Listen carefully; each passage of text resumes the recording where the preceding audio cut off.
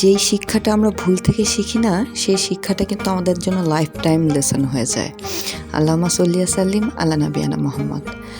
আমার বাচ্চাদের মধ্যে ইয়াশফি তো একদমই রান্নাঘরে ঢোকা পছন্দ করে না। আমি সেই প্রথম থেকে বলে আসছি, আমি জোর করে ওকে ঢুকাতে পারি না। আর নুসাইবা স্বেচ্ছায় ঢুকে এবং আমি যখনই ডাক দিই ও ঢুকে আমাকে অনেক হেল্প করে, আলহামদুলিল্লাহ। তো আজকে সকালবেলা উঠতে এমনিতেই লেট হয়ে গেছে, তার উপরে ভারী নাস্তার পর যেহেতু মেনু ছিল যে মোরগ পোলাও খাবে, পরে সবাই বলতেছে যে কীভাবে খাবো, এত ভারী নাস্তা করলাম। তো আমি বুদ্ধি করে মানে মেনুটা ঘুরিয়ে ফেলি, আমি নান আর গ্রিলের প্রিপারেশন নিয়ে নিই খুবই শর্ট টাইমে। তো যখন রান্নাঘরে আসলাম ভাবলাম নুসাইবা যদি আমাকে একটু হেল্প করে তাহলে আমার জন্য একটু ইজি হয়ে যাবে। ওর বাবা আবার চলে গেছে নামাজে। তো নুসাইবাকে যখন ডাক দিলাম, সমস্ত রুটিগুলো মানে সমস্ত নান রুটিগুলো আমি বেলে দিতেছিলাম, আর নুসাইবা একা একা দাঁড়িয়ে দাঁড়িয়ে ভাজতেছিল। তো আমাকে বলতেছিল যে আম্মু, তুমি যখন রুটি বানাও সবগুলোই ফুলে, আমি বানালে কেন ফুলে না?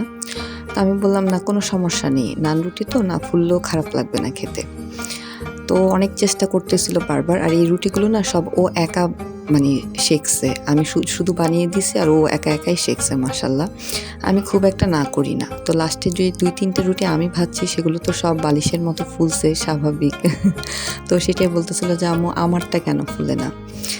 আমি কেন না করি না নুসাইবাকে রান্নাঘরে ঢুকতে, যে শিখলে কোনো জিনিসই ফেলা যায় না। তবে যখন ওকে কোনো ব্যাপারে বকুনি দিই তখন কিন্তু ও আমাকে অনেক খোঁটা দেয় যে এরপর কখনো তুমি রান্নাঘরে ডাক দিলে আমি তোমাকে হেল্প করব না, তুমি কাজের সময় ঠিকই আমাকে ডাক দাও। খুবই ঝাঁঝালোভাবেই বলে, আমি কখনো কখনো কষ্টও পাই। তো আজকে রান্না করতে করতে ওকে বলতেছিলাম, আচ্ছা নুসাই, তুই যে আমাকে খোঁটা দিস, এই যে এখন যে খাবি, আমি যে রান্না করতেছি, আমি কাকে খোঁটা দিব? তো দেখলাম লজ্জায় মাথাটা নিচে করে রাখছে। তা আমি বললাম যে তোর থেকেই শিখছি খোঁটা দেওয়া। তো ভালোই হয়েছে, এখন থেকে আমিও তোরে মাঝে মাঝে খোঁটা দিব। তো বাচ্চারা আসলে অজান্তে অনেক কিছু বলে ফেলে, আমরা হয়তোবা কষ্ট পেয়ে যাই। আর এই ছোট ছোট ভুল থেকে হয়তোবা ওরাও শিখে, আমরাও শিখি। তো ও যে রুটিগুলো বানিয়েছে আমার কাছে ভীষণ ভালো লাগছে যে আমার বাচ্চা আমাকে কোথাও না কোথাও একটু হেল্প করে। আলহামদুলিল্লাহ, আজকের দিন অনেক ভালো কাটছে। আল্লাহর কাছে লাখ লাখ শুকরিয়া।